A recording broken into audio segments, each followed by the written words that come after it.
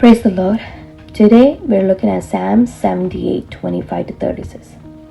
Let me ask you something. How many times has God come through for you, and when the next problem came, you felt like He couldn't do it anymore? Or He wouldn't do it again? Why do we trust God in one moment and doubt Him in the next? Psalm 78 25 to 36 answers that question. Let's look at verse 25. Human beings ate the bread of angels. He sent them all the food they could eat. This shows a clear picture of God's faithful provision. Israelites were in the wilderness, yet God fed them the bread of angels, and He sent them all the food they could eat. Not partial, not just enough, but all the food. And He's feeding him the best, the bread of angels. This shows something powerful. Our God is a faithful provider, and we can fully depend on Him.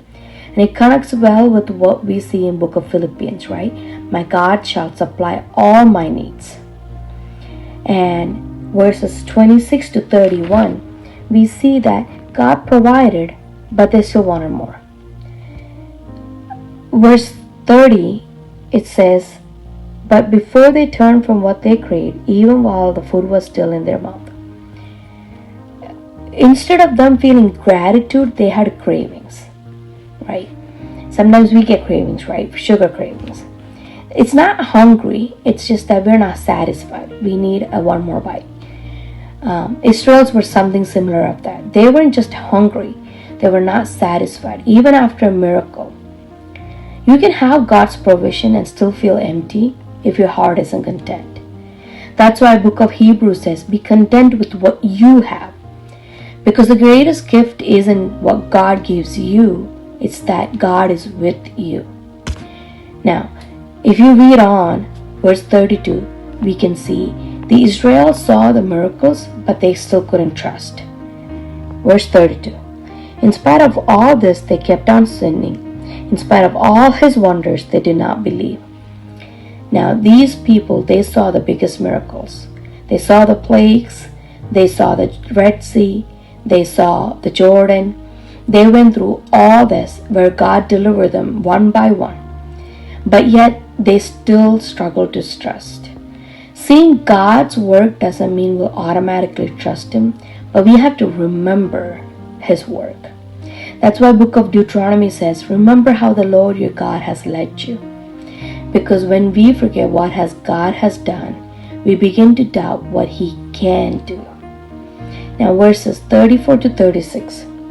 Whenever God slew them, they would seek Him. They eagerly turned to Him again. They remembered that God was their rock, that God Most High was their Redeemer. But then they would flatter Him with their mouths, lying to Him with their tongues. God doesn't want just the words. He wants your heart.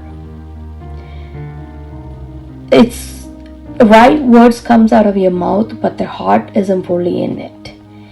And that's why in the book of Isaiah we read that God says, people honor me with their lips, but their hearts are far from me. Now, Psalm 78 25 to 36, it teaches us that God provides faithfully, but sometimes we can become ungrateful. Even miracles can be forgotten. Faith can become shallow. But the good news, these verses says that, is God didn't stop showing up. Even when they failed, He still provided. Even when they doubted, He stayed faithful. Now 2 Timothy 2:13 reminds us, if we are faithless, He still remains faithful. Don't be like those who received but didn't remember. The Israelites experienced but they didn't trust, spoke but didn't mean it.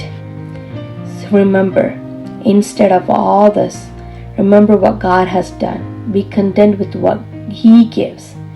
Trust Him daily and give Him your whole heart, because the same God who fed them in the wilderness is the same God taking care of you. May God bless you.